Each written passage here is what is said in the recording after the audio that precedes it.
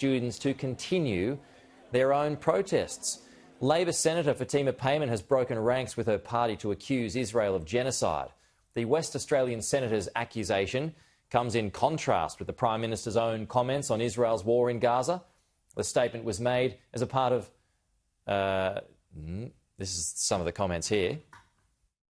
Today, more than ever, is the time to speak the truth, the whole truth, with courage and clarity.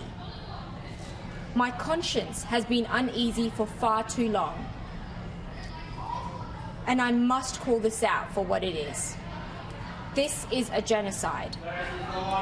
From the river to the sea, Palestine will be free. Anthony Albanese has argued that chant, from the river to the sea, undermines attempts for a two-state solution. So on that, let's bring in the Shadow Home Affairs Minister, James Patterson. James, thanks for your time as always. Your response to that? Well, Senator Payman has laid down the gauntlet to the Prime Minister today, and this is a very important test of his leadership. Will he show strength or will he show weakness? Senator Payman has repeated a phrase that the Prime Minister has agreed is a violent statement. She's endorsed that phrase. In the Prime Minister's own analysis, people who make this statement are in opposition to a two-state solution, are in opposition to peace. She's not just undermining decades of bipartisan Australian foreign policy, she's undermining decades of Australian Labor Party policy. And she made a very extreme demand of the Prime Minister and called him out by name, saying that Australia should end all trade with the State of Israel, our friend and ally. This comes at a time where we've got unprecedented levels of anti-Semitism in our community. The Jewish community say they feel unsafe, and this is going to further undermine and test social cohesion. The Prime Minister really has to step up today and deal with this, and we expect him to demonstrate that there are consequences for Senator Payman. OK, so when you say he has to show strength here, what does that mean? What does he need to do? Well, the Prime Minister has said these phrases have no place in Australia.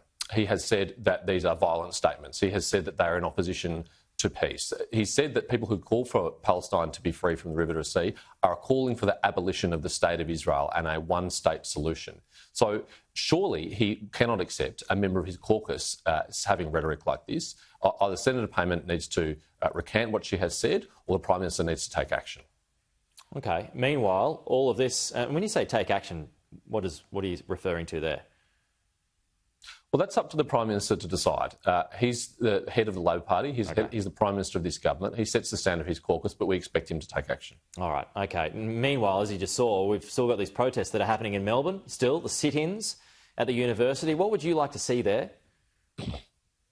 Pete, I strongly support the right to protest. I strongly support the right to free speech. I strongly support the right to freedom of association, but none of those rights allow you to trespass on private property, and none of those rights allow you to indefinitely occupy public space. And that is what is happening at many universities around the country, including Melbourne University.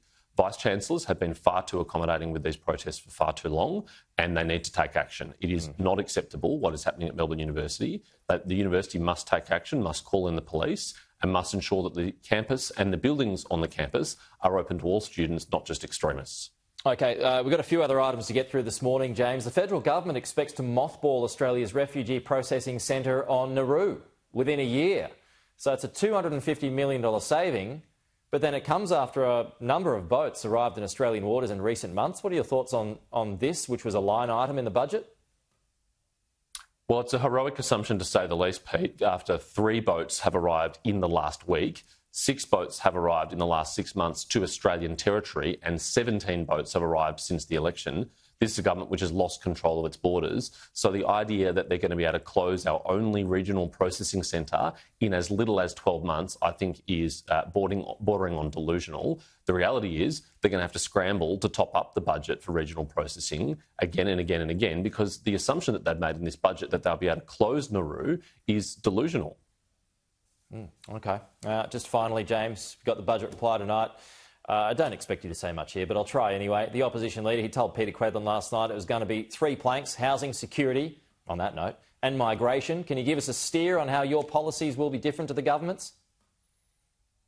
Well, Peter Dutton will outline our alternative approach in his budget reply tonight around those themes, as you say, and it will be geared towards making Australians' lives easier, because under this government it's got a lot harder. If you have a mortgage, on average, you are $35,000 worse off under this government, and Jim Chalmers' third budget makes those matters even worse by adding $315 billion of new spending. That is going to mean interest rates have to be higher for longer than they otherwise would be, and the Reserve Bank's job is harder in tackling inflation and bringing interest rates down. So Australian mortgage holders are going to be waiting for relief for longer, and we'll be outlining our alternative plans to improve their circumstances.